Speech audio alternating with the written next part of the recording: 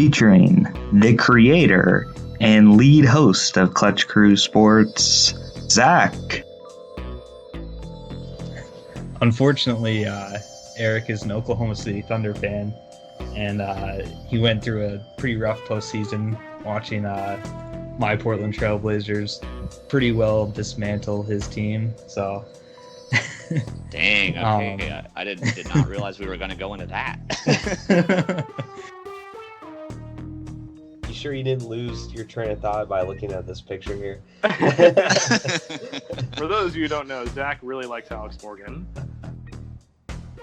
Also featuring Eric. I'm a co-host. I specialize in NFL and NBA.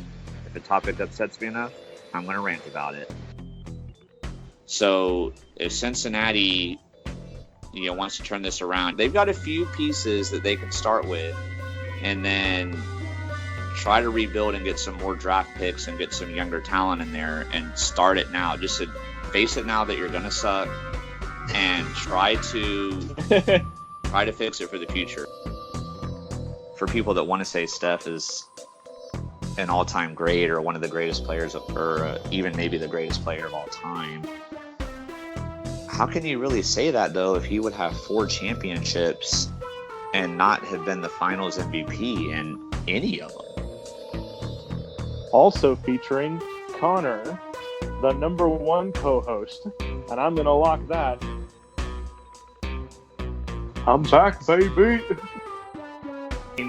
If you're not going to do it, I'll double lock Middleton, because everything I've read has been that he's the number 1 priority for the Bucks. Like, in their minds, they could forget Brogdon and Lopez. They need to get Middleton back. I'm locking this one because I've got my survival pick. Okay. I need to write this down on a piece of paper. Yep, Zach is locking Denver beating Chicago.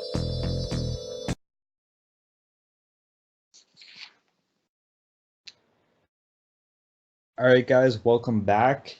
Today we've got an exciting weekend of football to cover here, specifically NFL football. A lot of close games this week that we're going to talk about. We're also going to talk about some of our mid-season reflections on what we got right, what we got wrong, and what we're really surprised about. So most teams have played 8 games or 7 games. So we feel like this is a good spot to reflect on how our early season predictions are turning out. And honestly, this season's flying by fast, guys. I don't know if you feel the same way or not, but it's crazy. It's already week 8 is in the books now. Do you guys feel the same way as me on that? Or? Oh yeah, football always flies fast, dude, because it's such a shorter season compared to most sports, and then they only play once a week, so. Each team plays once a week, so it goes by super fast every year for me, unfortunately. That's the only thing I don't like about football. Yeah, and it needs to be around longer because, and then once the NBA, I'm really looking forward to the XFL. I wasn't in the last episode, so we can have something to watch in the springtime besides baseball, because, we need more football is never a bad thing. Yeah, and I'm just going to tell you now, I'm not going to be watching baseball in the spring either. No. But we got college basketball in March, so there are other good times of the year, but this is prime time for football right now. But with that being said, let's get started on how week 8 went. So we don't make prediction episode videos anymore, but you can see here what we predicted, what we got right, and what we got wrong on YouTube. But we'll break it down game by game. So Thursday night, Washington at Minnesota. Minnesota wins 19-9, and Eric and Nate actually locked this as their survival game. They got it right, and we all picked Minnesota to win, but they really wanted Minnesota to win for that survival slot. And Eric, you've been doing really well in survival, so I'm gonna go down and look at your survival picks here, and you can talk about your strategy for that and how far you think you can go. Yeah, man, I'm still in the running for the $25,000 prize on Yahoo. I'm going for it. So, Yeah, survival seems to be my strong suit. I haven't been doing as well in fantasy football the last few years, but I've done really well in survival for the most part, and this year's been no exception.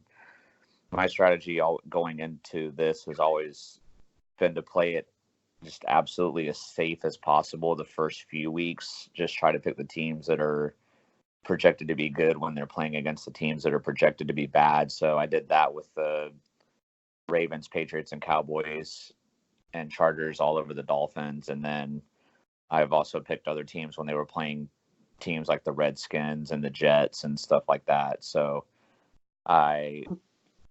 it's been working for me, and it's a strategy that I'll keep sticking to. Obviously, I'll have to get a little more aggressive later on because I'm going to run out of good teams, or maybe like the two really bad teams are playing each other or something. Bengals so I'll have and to pick Dolphins. somebody else. Yeah. And I did think about going aggressive when the Redskins played the Dolphins a couple weeks ago. I thought about picking the Redskins, and I wish I had, but I just didn't feel comfortable with it. But that's been my strategy. And the farthest I've ever gotten in survival without missing one is week 14, when ironically enough, the Patriots lost to the Dolphins.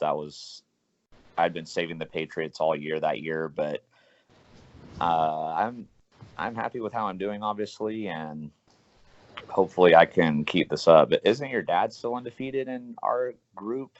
Yeah, my dad's still undefeated. So I've still got Uncle Steve to contend with. So, but at least something is going right for me in fantasy sports this year. So Be interested to see come on, 25K, let's go. Well, I know you can't use your Dolphin strategy next week because they're playing the Jets. So I don't know if you'd want to. Yeah, see, I'm gonna have to figure something else out. So.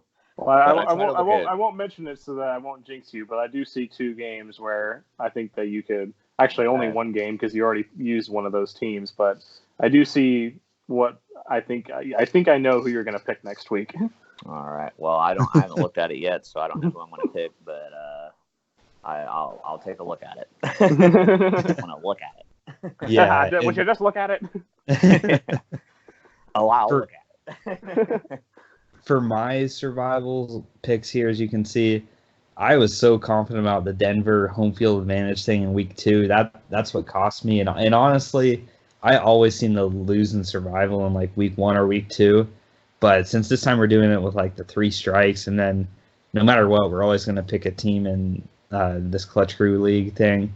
So I'm getting a chance to see how I actually do in survival, since lately, last couple of years, I just stopped doing it at week 1 or week 2. But I like where I'm at. Even though I've got 1 strike, I've picked some teams already that haven't been as dominant, like Denver, which was wrong, but I've still used them, so I'm not going to be forced to use them or anything later.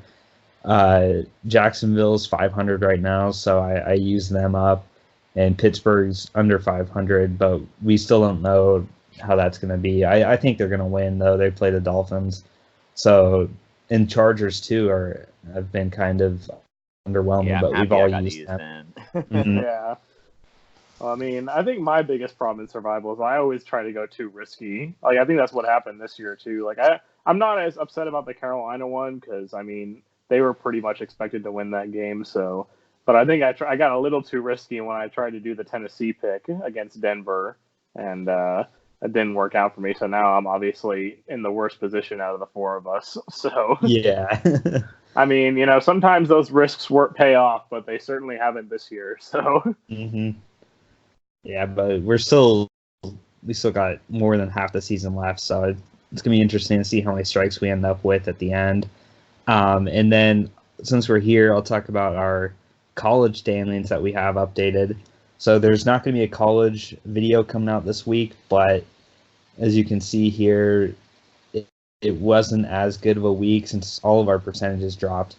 I'm at 54% right on the season. Connor's at 53%. Nate's at 50%. So we're pretty much all hanging around that low 50s right now. Hopefully, my goal is to get 60% by the end of the season, but that's going to be a tough task. But it's hard to pick those college games with the spread sometimes when you lose by half a point or something like that. Yeah. It's why our NFL percentages are much higher right now, because we're not picking against the spread in those games. Mm-hmm. Yeah, so moving down here to the Sunday games, Seattle played Atlanta this week. Y'all got it right, picking Seattle as they won 27-20. Atlanta put up a little bit of a comeback here. No Matt Ryan this week, but they fought back at the end, but Seattle's too much for them. We all expected Seattle to win this. Atlanta's having a down season this year, kind of unexpected. We'll talk about that later too. This was a bit of a surprise, though. As you can see, 3 of us getting this game wrong. Philly actually beat Buffalo 31-13 in Buffalo, too, which is even more surprising. Nate being the only one getting this one right. And then I do have this game highlighted because Connor wants to talk about it a little bit. So it's just surprising. I mean, the fact that, because I'm not 100% surprised that Buffalo only put up 13 points. Like, I would expect them to put up a little more than that, but I mean, I know Philly's defense it's not as good as it has been in the past, but it's still solid. But the fact that the Buffalo defense, which has been, along with New England and maybe Baltimore up to this point, has been like the number 1 defense in the league, and to give up 31 points in this game at home, really surprising, especially considering, just the way they played and the way that the expectations that Buffalo has now going forward. So it'll be interesting to see if this is just a one-off for the defense, or, what the deal is, but very surprising to say the least.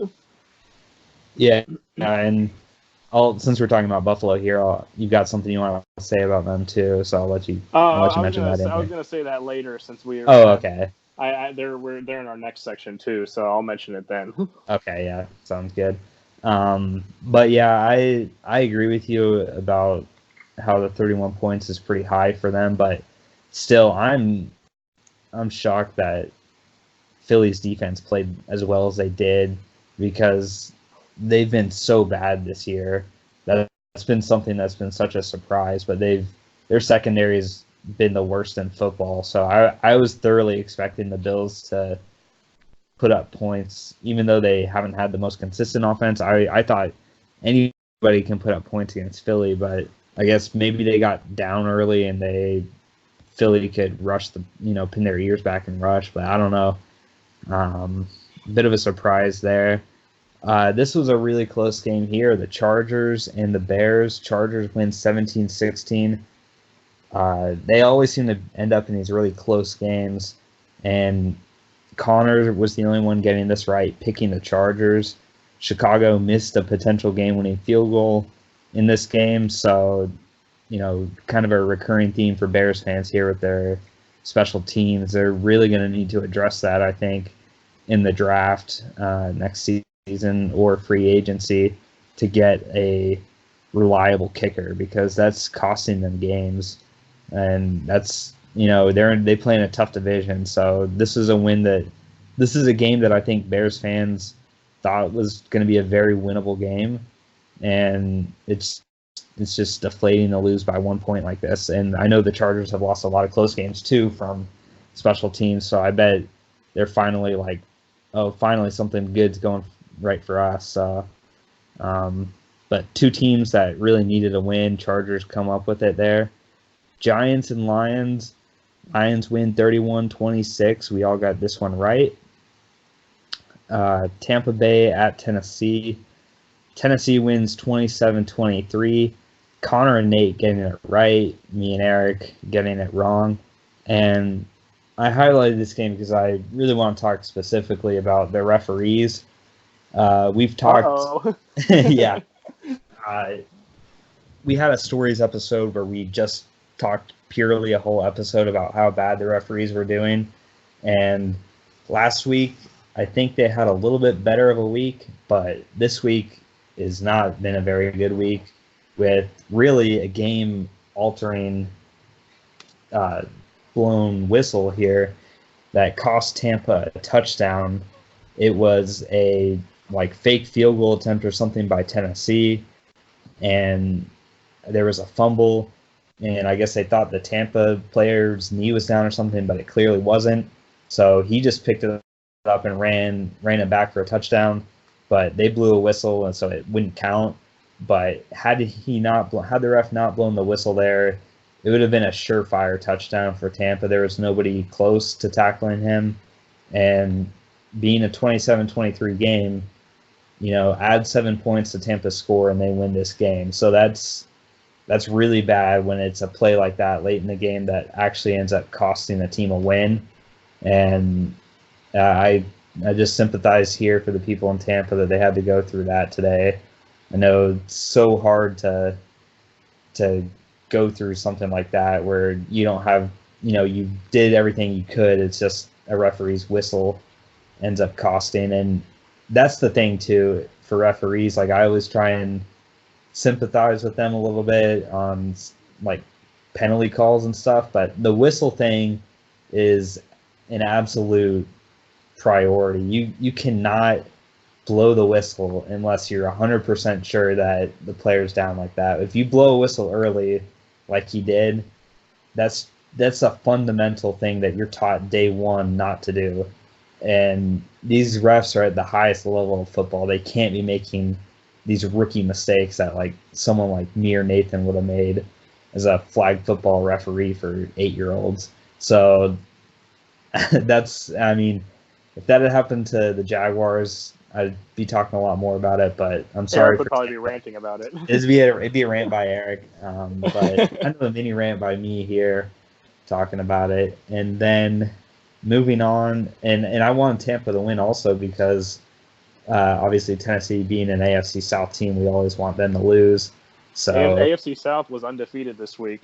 They were, and a lot of them were close too, which made it even worse for me because coming into this week, I thought definitely Colts and Texans would win, but the way the games were going, I had some false hope that these underdogs would be able to pull it out, but they didn't. So moving right along to one of those underdogs, Denver and Indy. Indy wins the game 15-13. We all get it right. Game-winning field goal by Vinatieri, 51 yards. Unfortunately for Denver fans, this is the third game now this season where they've lost by a game-winning field goal. So that's just really unfortunate. I mean, you got to assume that these field goals are going in because they're not from extreme distance, but the fact that they let teams move the ball with like a minute left to get in the field goal range is pretty bad. I mean, I guess you just can't, call such a conservative defense anymore, but they still keep doing that. They still keep making the same mistakes, which, you should learn from your mistakes after the first or second time it happens. I guess they didn't here, which really stinks because zone defense does not work at the end of the game. Yeah, and they played a good game too defensively. So, but just at the very end, they couldn't come up with that last stop they needed to. So moving along now, Cincinnati and Los Angeles Rams here. The Rams win 24-10. We all got this one right.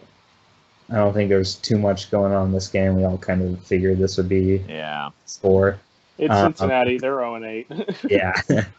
Arizona and New Orleans. New Orleans gets the win 31-9. We all got it right. And before the game, actually, I was talking to Eric about this. I was so surprised that they decided to play Drew Brees after Bridgewater had been undefeated. And the fact that New Orleans bye week is next week, they're playing Arizona. It's kind of like, why are you risking a possible re-injury by bringing him back early? Why don't you just let him take the next 2 weeks off and get fully prepared for the final season stretch? But it didn't matter here. They won 31-9. Brees had a great game. So in the end, it doesn't really matter. But still, I think a bit of a risky move by playing Brees in this game against Arizona, which they probably could have won with Teddy Bridgewater the way he'd been playing. But it doesn't really matter now. Yeah. One thing I'd be interested to see is I don't know what happened to Arizona because actually this game was really close at halftime. This game was like 10-6 or 13-6 at halftime. Like Arizona was hanging with them. So I don't know what happened in the second half, but Arizona I guess just completely fell apart. I guess so. The Jets and Jags played today. Probably only Jets and Jags fans watch this. But the Jags win 29-15. We all got it right. This was a much, much nicer game to watch than the Cincinnati game. The Jags defense played a great game in the second half, really, is when they got that pass rush going. 8 sacks on Darnold, 3 interceptions. So coming on, Darnold had a better game than he did against the Patriots, but still very uninspiring and not a good game either. I think all 3 of those interceptions were Darnold's fault for sure. I'll get Eric to validate that later, but to me, they were all 3 his fault, and you can't do that. You can't lose the turnover battle like they did and expect to win. And the Jags offense had a great game. I mean, I was actually a little bit nervous for Minshew going up against a Greg Williams defense, but he picked them apart. The running game wasn't as strong today. Fournette had a big run early to really boost up his average in total yards, but other than that big run, the Jets had a great run defense. But Minshew was accurate. He was breaking tackles, moving around the pocket, rushing for first downs. And another thing too, he did really well on third down this game. Picked up a lot of 3rd and 8, 3rd and 6s, 3rd and 9s, which was huge for us to keep drives going and either get field goals or touchdowns. The red zone issues still a little bit there for the Jags. I wish they'd gotten at least one more touchdown in the red zone than they did instead of having to settle for a field goal, but still not too much that I can be worried about in this game. Some injuries happened, of course. We'll know more about that later in the week, but the makeshift group of linebackers actually played pretty well, with Miles Jack being the only healthy linebacker from last week to carry over to this week. They signed a bunch of linebackers that played their first games for the Jags. So they did better than I thought they would. Le'Veon Bell had a really quiet game. So the Jags defense did great. The offense, I think, did pretty well. So this is a pretty comfortable and fun game to watch as a Jags fan. And the Jets, I mean, I don't think Sam Darnold's the answer. He throws too many interceptions from college, and that's still translating to the NFL. And he's got weapons too. He's got Bell. He's got Anderson. He's got a lot of. Even their tight end had 2 touchdowns today. So he's got to do a better job. And he's in his second year now. So he's starting to get to that point where he's got to start leading this team, and he really hasn't. Taking way too many sacks. He should have thrown the ball out earlier. If you hadn't known. If you just watched the game and you hadn't known anything about the NFL, you'd have assumed that Minshew was the first-round pick and that Darnold was the 6th-round rookie. And it was the other way around. But I want to hear Eric's thoughts, see if he thinks the same way about Darnold or not.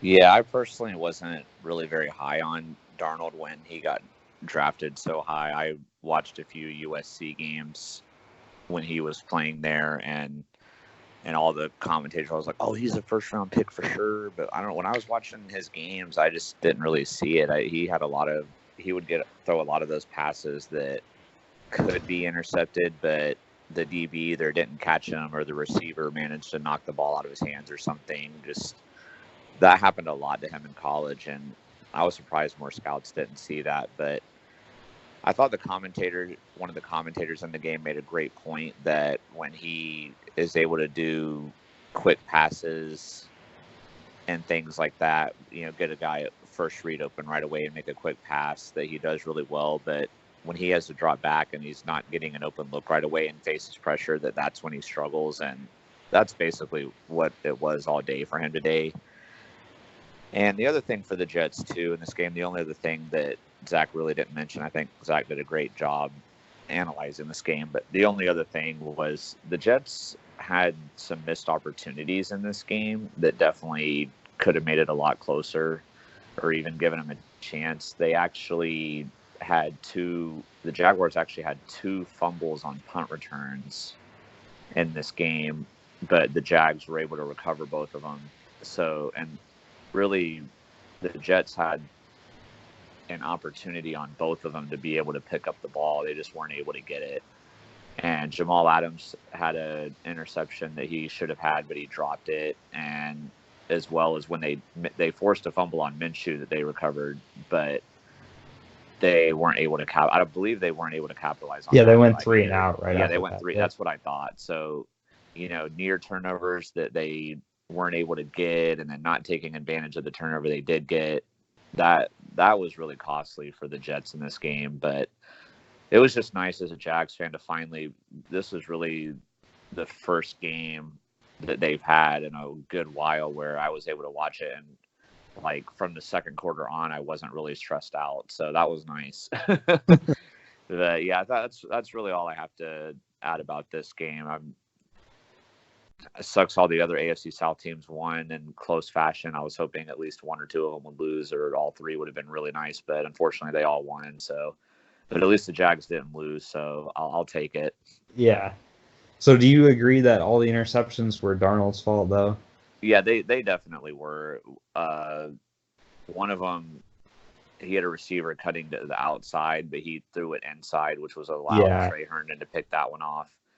He was trying to hit a receiver like on a deep post route, but he way overthrew it, and AJ Boye slid behind and got the interception. I'm trying to think of the other one, but I remember Trey Herndon got the other interception as well, and he got it pretty easily. So the easy one for Herndon was the first quarter, I think, where Darnold actually did a good job avoiding a sack, but then he threw it, and it was kind of like the third interception where he threw it inside, and Herndon could easily make a play on it. Yeah, none of his interceptions were like ones where it like bounced off the receiver's hands, and they should, or just where the receiver or where the DB just made this like ridiculous acrobatic catch or something. I mean, they were all on him for sure, like no question. He had a good game back against Dallas after he came back from the mono, but he's been really bad since then. He's very inconsistent. So yeah,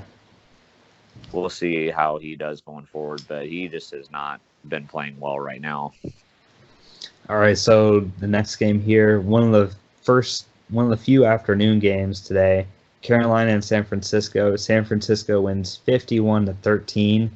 Kyle Allen's first loss as a starter in the league, and Nate was the only one getting this one right, picking San Francisco. I was just shocked at how lopsided this was. I figured San Francisco, could easily win this game being at home and that they were undefeated, but still 51-13. This did not see it coming, and I know Connor wanted to talk about it too, I believe. So I think it was Eric. Oh, I didn't actually Eric. see him in the game. Yeah. Okay, I didn't remember who it was. I look back on this, and if anybody was having any doubt about San Francisco being for real or not, this game proves that they're for real. I obviously wasn't fully in belief in them. As you can see, if you're looking on YouTube, I did pick Carolina to win this game. This was probably the hardest game for me to pick, though. This was the one I debated on the most, but I mean, I'm in the same boat as Zach. I figured, well, if I get it wrong, it's probably going to be by like a touchdown or field goal or something. Like, if San Francisco wins or if Carolina wins, it'll be the same. Like I expected this to be a game within 6 or less, but when I finished watching the Jags game and saw the score to this game, I was just like, holy crap, dude. I mean, the only thing really San Francisco had bad going for them in this game was they gave up some big plays to McCaffrey, but what team hasn't done that? I mean, he's so hard to stop. So, he got his big plays or whatever, but other than that, man, the defense was lights out. The running game was on point, and Garoppolo is not the best QB, but when you're able to give him plenty of time and, he's got a lead, like he's going to be able to keep things going for you. So I am fully impressed with San Francisco now. They had somewhat of a light schedule, so that was what prevented me from getting fully on board with them. But I believe in the 49ers now after this performance. I mean, to score 51 points on anybody is insane. And then at the same time, holding the Panthers to 13 is pretty good as well. So I have to give the 49ers a ton of credit here. Yeah, I agree with you, man. All right, so Cleveland in New England. New England stays undefeated here, 27-13. We all got this right. And New England still hasn't faced a legit team. Cleveland's only got 2 wins on the season. Obviously, New England's really good, but still, it's got to be the easiest schedule ever for the first 8 weeks. It is.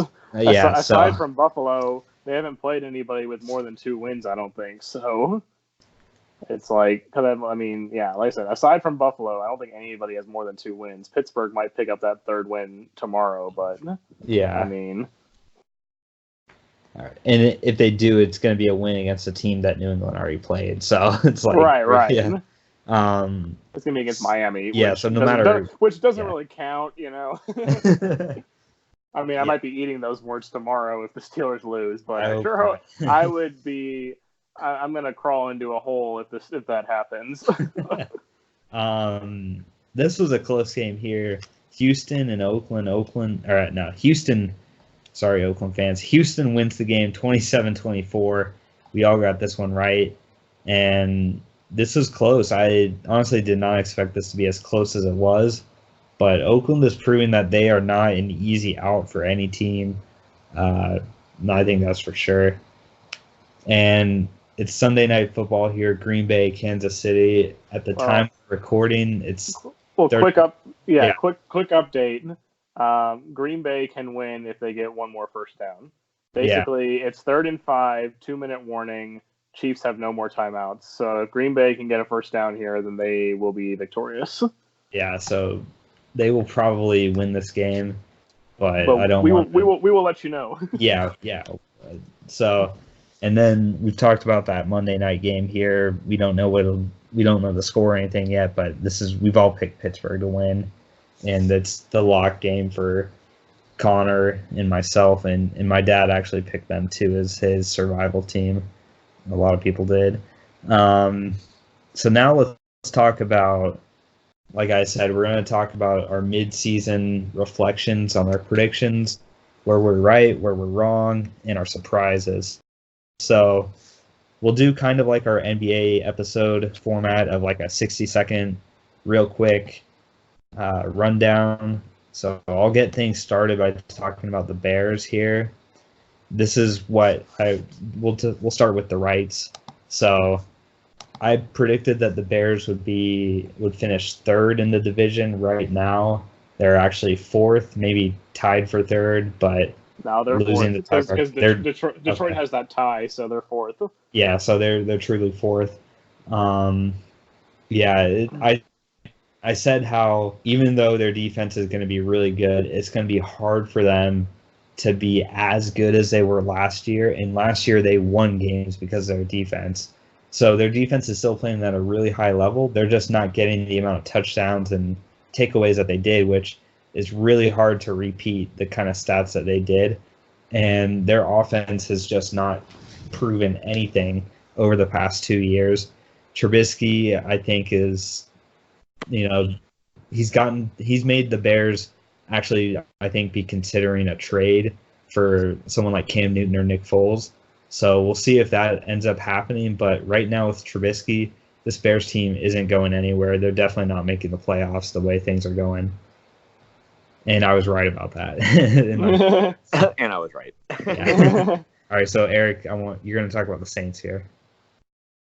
Yeah, definitely so far for me, my biggest thing right is the Saints. They have been playing lights out. And I will admit it didn't look good for me early on in the season when they lost really badly to the Rams and Drew Brees got hurt. It made it look like my prediction of them doing so well was going south. But while Teddy Bridgewater, I wouldn't say he was amazing filling in. He definitely did just enough. And their defense is playing at a really high level right now. And then they got Drew Brees back this week, had another solid game. I mean, the Cardinals aren't the greatest team, but they still got another win with Drew Brees back. Saints are playing lights out right now, and I am happy I got that one right. Drew Brees is my favorite player of all time, so I'm really happy that I'm getting this one right. So I guess that's really all I have to say about the Saints, and I'll let Connor talk about his correct pick so far. Yeah, so the thing I was most right about this year was the Buffalo Bills. Harkening back to the AFC East preview, I was the only one that had the Bills second and the Jets third. Everybody else had the Jets in second. So, I mean, obviously an ugly loss this week to Philadelphia, but the Bills are still 5-2 and still very much in the hunt for the AFC East. I know the Patriots are undefeated, but like Zach mentioned, they haven't played a team with more than 2 wins up to this point. So the losses could be coming, and Buffalo does have another game against New England. So since with the disillusion of the current events, I have started a new tradition of locking something every episode. I mentioned that last time, but my lock for this episode, Zach kind of alluded to it earlier. I am going to lock the Buffalo Bills as a wild card team for the playoffs this year. Only halfway through the season, but with the way the AFC is looking this year and with Buffalo's schedule upcoming, Buffalo, I can mostly guarantee 10 wins, possibly an 11th or a 12th, depending on how they do. But Buffalo Bills as a lock for the wild card. Okay. All right, so now we're going to talk about where we were wrong. So, we're not always perfect. We do get stuff wrong here. So we're going to talk about that. Each of us have a team, and I'm going to start it off with the Packers. I picked the Packers to finish 4th in the division. I wasn't the only one to do that, but still I thought this team was just not talented enough to complement Aaron Rodgers, and I thought this is such tough division that they would struggle in, and it has proved to be a tough division, but they've proven to be either the best or at the very top anyways, second best maybe. They're first in the actual standings. You could argue, Minnesota maybe is playing better, but still they've proven me wrong, especially their defense. I mean, the addition of the 2 Smiths in free agency has really transformed this Packers defense, and they just are playing much more inspired. So that's really the biggest shocker is they're winning games with their defense, not winning shootouts with their offense. Their offense has been consistent, though, and they haven't even been doing it with Devontae Adams, which has been kind of crazy, but I was wrong about that. And they just beat Kansas City. Yeah, so no Mahomes, Kansas City, now. But yeah, Kansas City without Mahomes, but still it's another win for them here on the road. So the way things are going, they're going to make the playoffs. I think that's safe to say. So, all right, guys. Well, my biggest incorrect prediction has been the Colts. And for me with this pick, it isn't necessarily that I felt like the Colts were a bad team per se. I actually did have them, like right before we did the AFC South prediction episode, I actually had the Colts in first place. But when Andrew Luck retired and it found out he was done and Jacoby Brissett was taking over, for me, moving them from first to last, it wasn't that I didn't believe in their team, but it was that I did not believe in Jacoby Brissett. He did not do well a couple seasons ago when Luck was out for that year. And so because of that, when I found out he was going to be taking over as a full-time starter, I just didn't think this team was going to be any good. But they've been getting it done. They've had a lot of close games. They haven't necessarily been blowing people out, but they're winning more than they're losing, and they're first place in the division right now. So I got this one wrong. So moving on to what I got wrong, which this has probably been the biggest wrong prediction of the entire podcast here for the NFL season, unfortunately. So for our few fans who are out there, they're going to laugh at me for this one.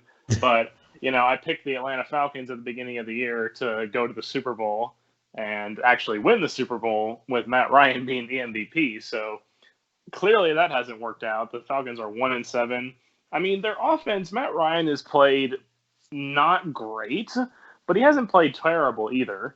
I mean, he's still near the top of the. I mean, he was injured this week, but last week, going into last week, he was still near the top of the boards of the NFL for passing yards. So it's more so just that defense is letting them down.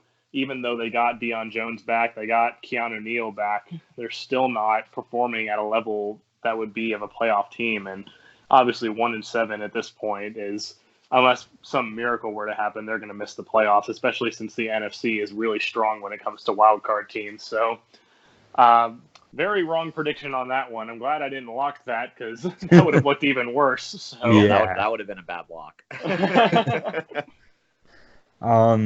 So now we're going to talk about our surprises.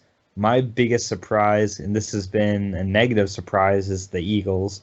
The Eagles were my Super Bowl pick, and it's not like a foregone conclusion like Atlanta where there's no chance for them because the Eagles are 4-4. But if you're 4-4, that's not a good look for your Super Bowl pick.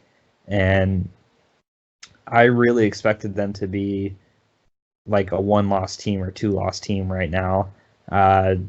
Just Carson Wentz also is my MVP. He has not been playing as well as I thought he would be. Their defense hasn't been playing anywhere as good as I thought they'd be, partly due to injuries, but still every team's got to deal with those. And their secondary is the worst in football right now. They have a very bad rushing attack. Nelson Aguilar is like a drop machine for them. Doug Peterson hasn't been that creative. He hasn't helped them out much. The Eagles are my biggest surprise in a negative way. I was really high on them, and they haven't lived up to my expectations. So, and for my surprise, I alluded to it earlier when I was talking about the Panthers game. The San Francisco 49ers, man. If you were to ask any NFL fan who they would think the last two teams to be undefeated were, most people would probably say the Patriots, but nobody would have said the 49ers. I mean, this team is playing extremely well right now. They have a legit defense. My only concern with them going forward would be Jimmy G. He's been a little inconsistent and iffy at times, but they've got a great running game and a great defense that can help carry him. And as long as they're playing well, this team's going to continue doing well. I think I finally believe in them, as I also mentioned earlier. But if you had told me before the season started that this team was going to be undefeated at this point in the year, I would have said you're on drugs. I did not see this at all. So I didn't have them like as a bottom seller team in the division or anything, but they were definitely not a team I was predicting to do well in their division. So I give them a lot of credit. My biggest surprise for sure. And I'll turn the mic over to Connor here. Yeah, so my biggest surprise here has been the Oakland Raiders. I mean, obviously their record is still not great. They're 3-5 or 3-4. I think they're 3-4 right now because they've had their bye week. So, yeah, I mean, obviously not the greatest record in the world, but the fact that they've been able to take some of these really good teams to the limit is pretty surprising. Because I remember at the beginning of the year we were all talking about how bad we thought they were going to be, like a 3 or 4 win team.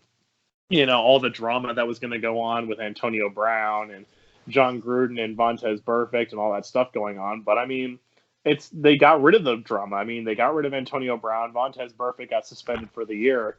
So I think without those distractions in place, you know, they've really been able to shine. Derek Carr has still not been playing great, but he's been playing okay. Josh Jacobs has been having a really decent year. You know, that was a good draft pick by the Raiders. So I'm interested to see where they go forward because obviously – you know, the Chiefs are still in first in the division despite losing. The Chargers are having a down year. So we'll see how far the Raiders can go this year, and they're definitely the biggest surprise for me. Yeah, I agree, man. We kind of laughed about them. Well, and also on a side note, you mentioned MVP picks. It looks like all of us might be on the fast track to getting the MVP pick wrong because, I mean, I picked Matt Ryan, and he's been not doing great. The Falcons are sucking. You and Nate picked Wentz, who you mentioned he hasn't having the greatest year, and Eric picked Mahomes, who's having a decent year, but he's injured right now, and he's certainly not been the best. So our MVP picks aren't looking too good right now. No, they really aren't. And Same with maybe our college Heisman picks too. Whoever picked Trevor Lawrence is definitely not getting that one right. Yeah, that was me.